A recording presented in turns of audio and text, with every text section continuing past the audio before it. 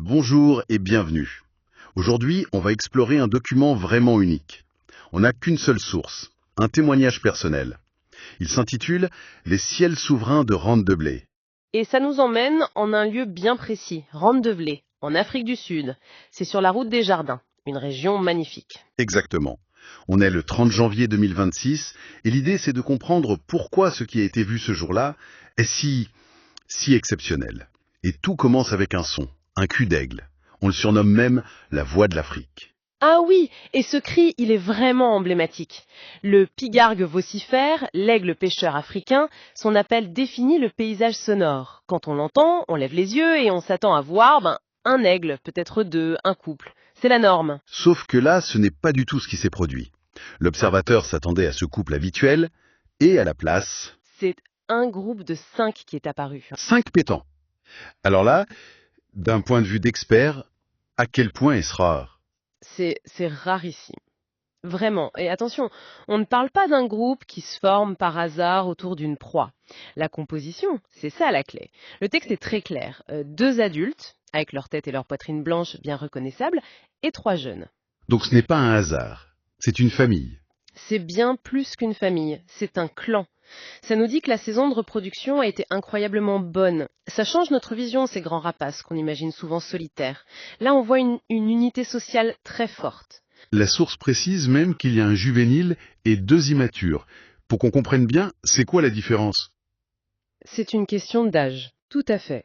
Le juvénile, c'est un oiseau né dans l'année. Son plumage est encore assez sombre, un peu désordonné. Les immatures, eux, sont un peu plus vieux, un an, peut-être deux. Leur plumage est brun, mais déjà tacheté de blanc. C'est une phase de transition avant d'avoir les couleurs de l'adulte vers 4 ou 5 ans. Les voir tous ensemble, c'est la preuve d'un lien qui dure bien après que les jeunes aient quitté le nid. D'accord. Alors, après leur arrivée, l'observateur décrit une scène qui a duré près de 40 minutes. Une sorte de séance d'entraînement.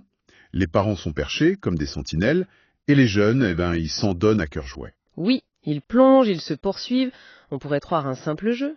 Et ce n'est pas le cas, j'imagine. C'est un jeu, mais un jeu extrêmement sérieux. C'est une leçon de vol fondamentale. Chaque manœuvre, même celle qui semble maladroite, est un exercice. Ils apprennent à lire les courants d'air, à juger les distances.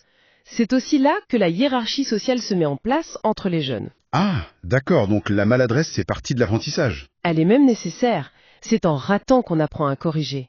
Et ces compétences, elles sont vitales. Leur survie au sommet de la chaîne alimentaire dépend de cette maîtrise. Et la fin de la scène est tout aussi fascinante. C'est très militaire et structuré. Les parents lancent ce que le texte appelle des appels autoritaires. C'est ça. La récréation est terminée. Et là, ils s'envolent. Les parents d'abord, suivis par les trois jeunes en formation parfaite. L'auteur part d'un escadron bien entraîné. C'est presque militaire. C'est la discipline qui reprend le dessus sur le jeu. C'est une stratégie de survie. Cette formation, ce n'est pas pour le spectacle. Elle maximise la sécurité du groupe, l'efficacité du déplacement. Ils redeviennent une unité, un clan qui reprend son territoire.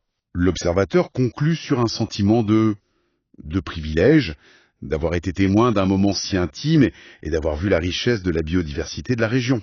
Et ça nous laisse avec une question en fait. Au-delà de la beauté de la scène, de voir une famille d'aigles aussi grande et en bonne santé, ça nous interroge. Puisque ces super prédateurs sont au sommet, leur succès dépend de tout ce qui vit en dessous d'eux.